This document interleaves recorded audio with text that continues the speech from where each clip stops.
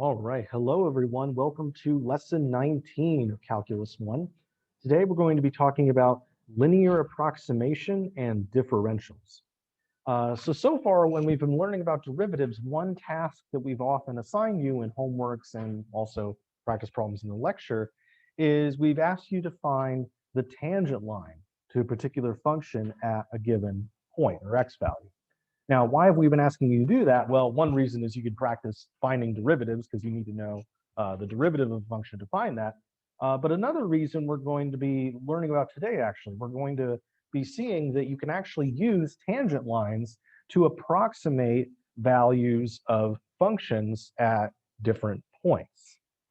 So before they had calculators, this was actually a pretty common way of computing values. Like, for example, let's say we wanted to compute the square root of 4.1. Well, we know the square root of 4 is 2, but what's the square root of 4.1? Well, it should be something pretty close to 2, right? Because 4.1 is rather close to 4. And in the same way, let's say we wanted to maybe compute natural log of 0.99. Now we know that natural log of 1 is 0, so that means that natural log of 0.99 is something probably pretty close to 0, maybe a little bit less, since this is a little bit less than 1. So let's say we were living in a time before calculators and we needed to approximate the values of these functions. So how would we do so? So this is where we're going to use what's called linear approximation. Now, in order to accurately do that, we're going to need to define something called a differential. So what we're going to do is we're going to define the differential dy as the derivative of our function times dx, where dx represents a small change in x,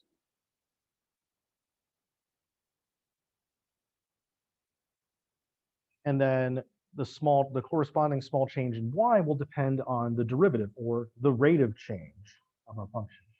Now, this kind of makes sense because one way we often notate the derivative is dy dx, or dy over dx. So what you can almost imagine that we're kind of bringing up the dx to the other side of the equation by multiplying. So with differentials, it's not quite what's going on, but you could kind of think of it that way. So dy is going to be f prime of x times dx.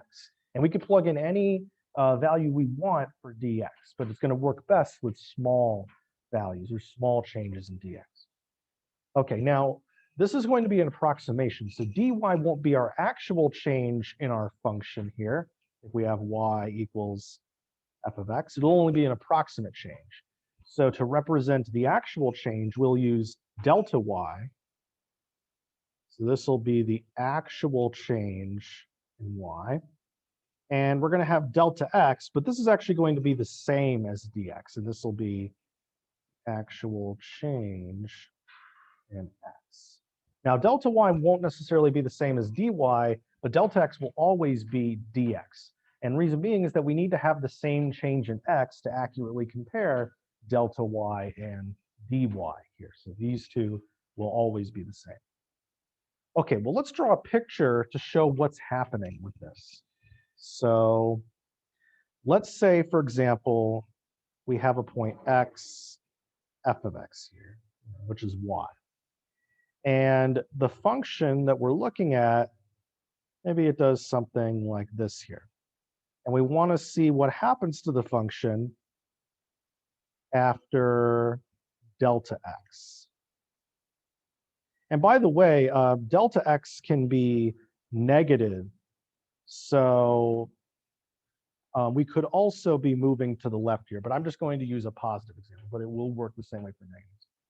So we're going to move to the right by delta x or dx, whichever you like. And this right here, this is going to be the true value of our function f of x here. So this is the true value. Now what we're going to do instead is we're going to find the tangent line at this starting point, and we're going to pretend that the function is the tangent line. So rather than following the actual function, we're going to instead follow this line right here. And so if we did that, we would guess that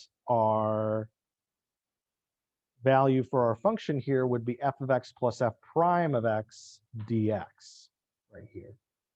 So this right here, so the difference from our starting point to where we are on the tangent line, this is dy. So this is how much we think it's going to change, and then this is how much it actually changes.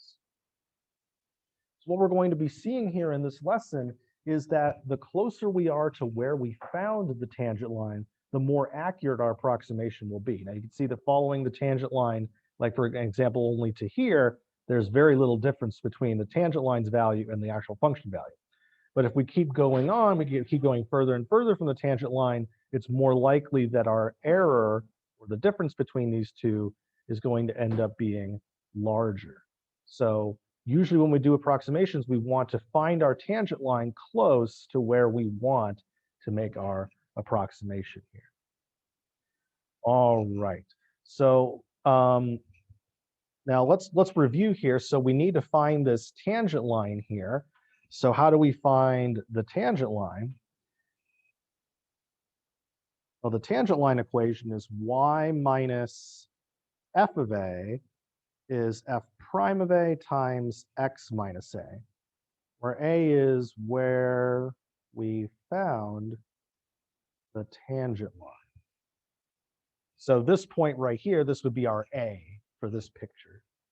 Now, what we're going to do is we're going to talk about something called the linearization. And it turns out that the linearization of a function at a point a, sometimes you may see a subscript a here for that, is we're simply just going to move this f of a over here. So we have f of a plus f prime of a times x minus a. This is called the linearization. This is the linearization of f of x at a. Now, what you can think of this of is you could just think of this as the tangent line of our function at x equals a. Linearization is just another name. In fact, you can see the word line embedded in here into the word linearization. So whenever you see linearization, you're essentially just finding a tangent line at that point. Now, the linearization is going to be an approximation for our function at points nearby a. So we're going to use the linearization, or we're going to use the tangent line to approximate our function. All right, let's go ahead and look at an example of this. So this is kind of the abstract part. Let's look at an example. Let's say that we had the function 1 plus x squared right here. Now, normally this wouldn't be something we would need to even approximate at all, because we can, even for awkward numbers like 4.1 or 0.99, we could easily square and add those together and everything. So linearization wouldn't really be necessary here, but it's just a good practice example. And we'll be seeing some examples where we may actually want to use linearization coming up next. Okay, so what I want to do first is I want to find the linearization of the function here, and I want to find this at a equals 1. So that's going to be the starting point for my tangent line here. All right, well, according to this formula here, my linearization will be f of 1, which is a, plus f prime of 1 times x minus 1 right here. All right, so what's going to happen with this? Well, let's go ahead and just plug in 1 here. If I plug 1 into this function, I'm going to get 3. So 3 here. Next, we need to know what the derivative of this is. So let's just do the power rule real quick. I do the derivative of 1, which is 0. I do the derivative of x, which is 1. And I do the derivative of x squared, which is 2x. So this is f prime of x, and then I'm going to plug 1 into this, which coincidentally is also going to be 3. And I have x minus 1. Okay. One other thing I don't think I mentioned earlier is that the linearization effectively has 2 pieces. So this piece right here, you can imagine as the starting y value. And then this part right here is dy, or our approximate change in y. So we start off where y is at a, and then we change it by a certain amount to get the new value at a point that comes later. So our starting value for y here would be 3, because if I plug 1 into our function, we get 3. And then this is going to be how our function is going to change as we move away from a equals 1. All right, well, we found the linearization, so that's good. Now what we want to do is I'm going to try to find dy and delta y for for delta x equals 1. So my change in x is going to be 1. All right, well, dy is going to be f prime of x times dx.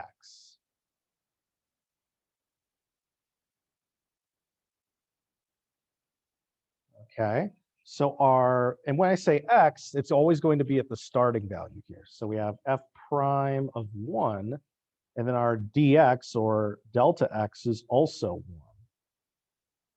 And we know f prime of 1 is 3 from earlier, and then we multiply by 1, and we get 3 for this. So our dy is 3.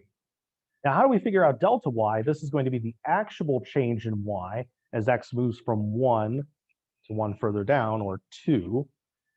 So what we just need to do is we need to plug in our final value into our function and then subtract our initial value. And this will be our actual change in y. All right, so f of 2 for this function is 1 plus 2 plus 4, which is 7. So it's 7. And then we subtract off f of 1, which we found earlier to be 3. All right, so what is this saying? This says that the tangent line predicts that we're going to change by 3 as we move 1 to the right, but the actual change is going to be 4. So it's about a 33% error, so that's kind of a big error, but this is a rather large number to use as a differential or a change in x. So how about we try the same thing again with 0.1 instead?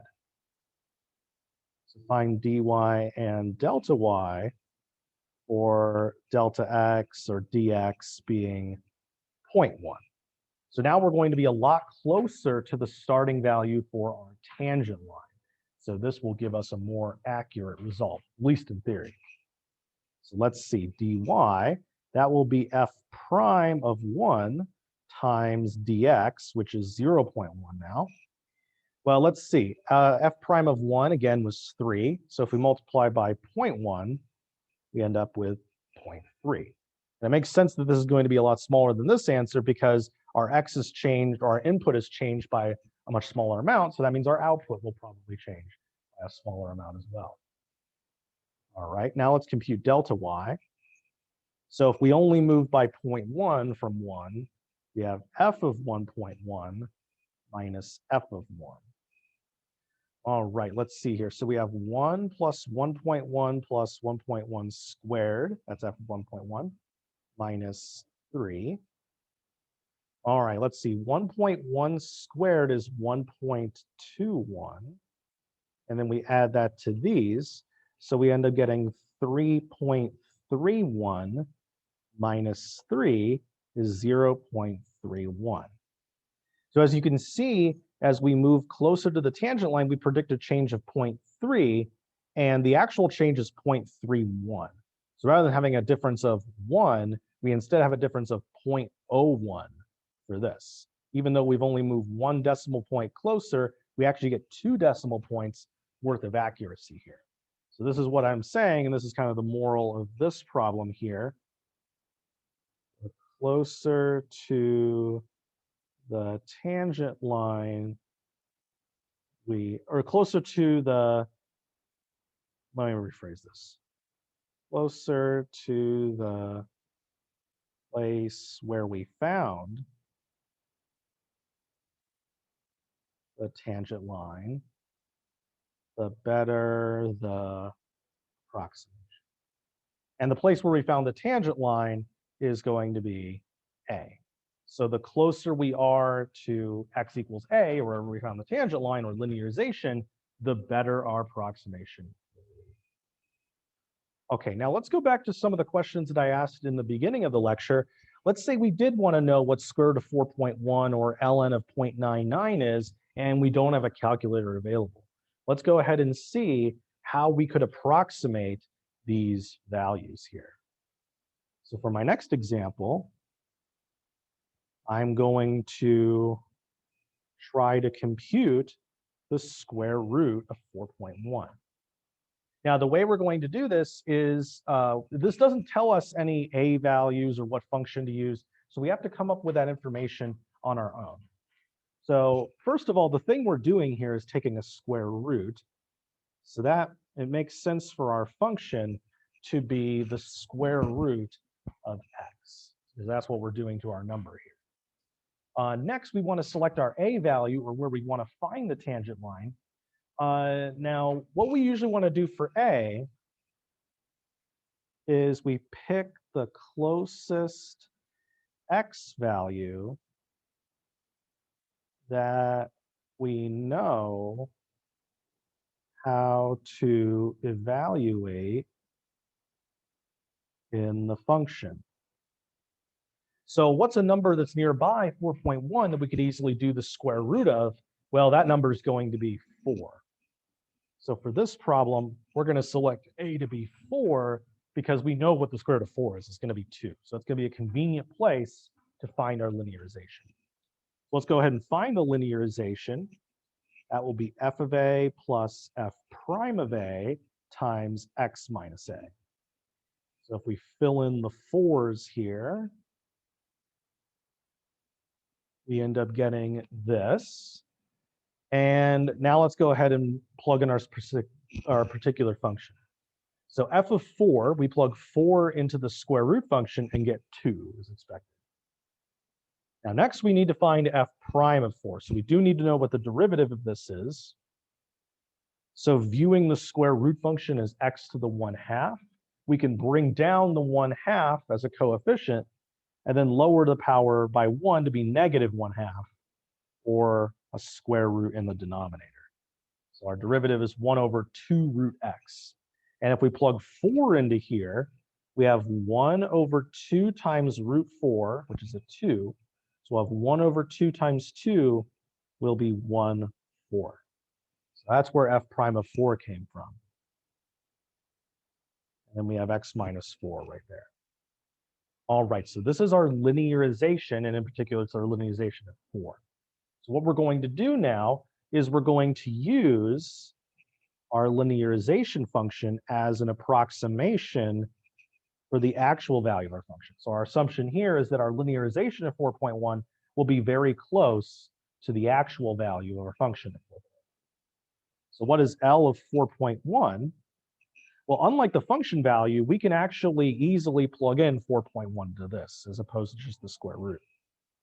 So this will be 2 plus 1/4 of 4.1 minus 4. All right, so this will be 2 plus, well, 4.1 minus 4 is 0.1. Let me divide that by 4. So this will be 2 plus 0.025, which is 1/4 of 0.1. So we end up getting 2.025 as our approximation for the square root of 4.1. This is going to be our approximation here. And as I said in the beginning of this lecture, this answer kind of makes sense because we plug in a number that's a little bit bigger than 4 into a square root. So we imagine that the result of that will be a little bit bigger than 2. And this is indeed what we see here. Now, if we do this on a calculator, which technically your calculator is actually just using a more sophisticated version of this, which we'll be learning about in Calculus 2, but it is more accurate than this. So let's see what it says. On the calculator, it says that the square root of 4.1 is equal to 2.02485, and then it keeps going on in a non-repeating decimal here. So you see that we are only 0.00015 off from our true value here. So this is actually a very close approximation of the square root of 4.1. So this is actually a pretty good method at computing something like this. Let's move to the other example. that I mentioned at the beginning of class. Let's say I was in the 1600s, I don't have a calculator, or probably 1700s. Let's say I didn't have a calculator and I want to know what natural log of 0.99 is going to be. So we're going to use a linearization to do this. And in order to find a linearization, we need to have a function. So our function that we're going to use, well, what are we doing with this number? We're taking the natural logarithm of it. So that's going to be the function that we'll use here. And then what's our a value? Well, remember the guideline for our a value is you pick the closest x value that we know how to evaluate in the function. Now, a nearby x value we could definitely plug into log without a calculator is 1. Because natural log of 1 is 0. So this leads us to picking a equals 1 as our base for our linearization. All right, well, our linearization will be f of 1 plus f prime of 1 times x minus 1. So let's go ahead and plug in all of this. So we have ln of 1 plus f prime of 1. Now, if f of x is ln of x, f prime of x is going to be 1 over x, as we've seen before. So if I plug 1 into here, I'm going to have 1 over 1, which is 1. Okay. And then let's see. So natural log of 1 is 0, because e raised to the 0th power is 1. And we just have a 1 here. So our linearization is actually very simple. It's just going to be x minus 1. This will be our approximation for f of x. All right. Now, once we have the linearization down, we go ahead and plug in the particular value that we're interested in. So we're going to plug in x equals 0.99. So when we do this, we have 0.99 minus 1 will be negative 0.01. And this will be our approximation for ln of 0.99. It'll be negative 0.01. And again, this approximation kind of makes sense because we know the natural log of 1 is 0. So if we plug in a number that's a little bit less than that, we should get a result that's a little bit less than 0, like negative 0.01 is. Now, if we go on our calculator, again, it uses a similar method to this, but it is more accurate than what the calculator does. We see that natural log of 0.99 is negative 0.01000503, and that keeps going on forever. So we don't see any difference between this and the actual answer until we get to the 5th decimal place. So 0.00005 is our error here. So this is a very accurate approximation for natural log of 0.99. All right, now I want to show you guys one more type of thing that we can do with linear approximations. I'm going to do one more example here. Okay, so suppose a circle, let's say we're measuring a circle, and the circle has a maximum error in the radius measurement of 0.5. So whatever you were using to measure the radius of the circle, it can be off by at most 0.5 units. And as you know, if you've taken a science class, all measuring instruments have some degree of error. And the better the instrument it is, the lower this value is right here. Okay, now let's say the instrument said that our radius is equal to 3. And again, based on the inaccuracy of this instrument, it could actually be as low as 2.5 or as high as 3.5.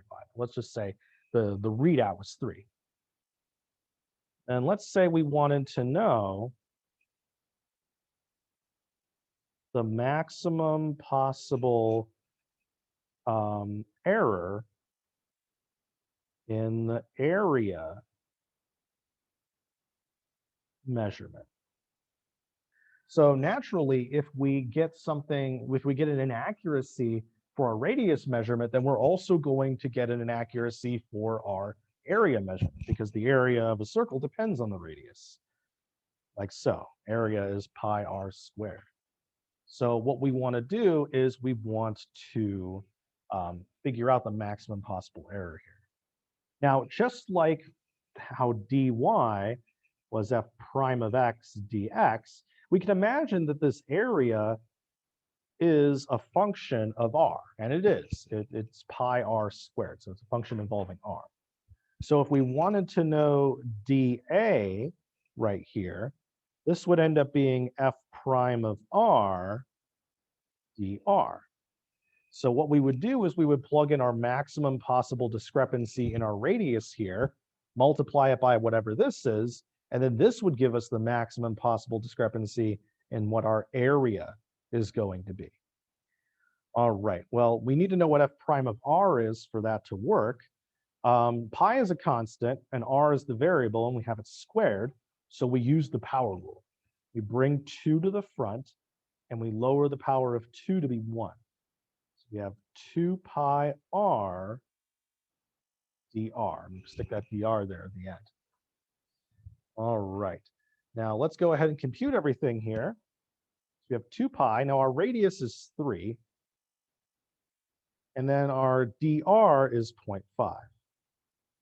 So the 0.5 and the 2 cancel, and we end up with 3 pi as our value here, or a little bit less than 10. We'll just say this is approximately 9.4, 9.5, something like that. All right, now this actually might seem like a rather large error, given that if we plugged in 3 here, we would have 3 squared times pi. That'd be a little bit bigger than 27, about 30. So we could be off by quite a bit, having a radius error of that degree. So this looks like especially this looks like a much larger number than 0.5 is. So this seems like a terrible error. But what we can do to see how influential that error is we can find what's called the relative error. So here's how relative error works. Suppose that you gave someone a distance from the Earth to the sun, and you said you had an accuracy of about 1,000 miles. So your error could be at most 1,000 miles. Measuring the distance from the Earth to the sun with an accuracy of 1,000 miles is actually really great, because the distance from the Earth to the sun is actually tens of millions of miles. So having an error only on the order of 1,000 would actually be very good in that scenario. However, if you wanted to estimate the distance from, say, Gainesville to Jacksonville, and you had an error of 1,000 miles, that would be really awful, because the distance between those two places is around 100 miles. So you have an error that can be 10 times as large as the actual value. So that would be a terrible scenario, whereas the same number in a different scenario would be really great. This is where relative error comes in.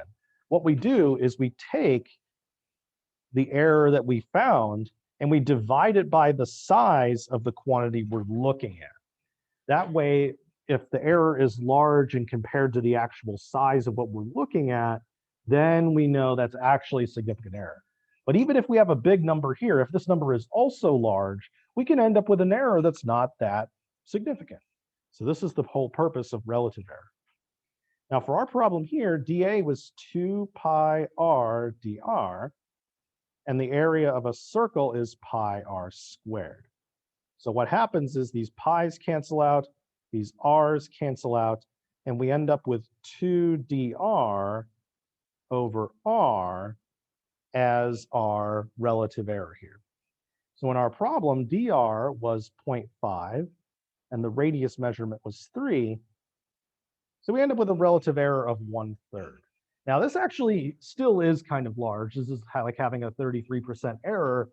This is not particularly good for many applications. So this one's a frowny face. This one we didn't get a very good error. But maybe if we got a better instrument, we had, say, 0.1 here instead of 0.5 or something like that, then this relative error would end up going down, and that would improve our accuracy.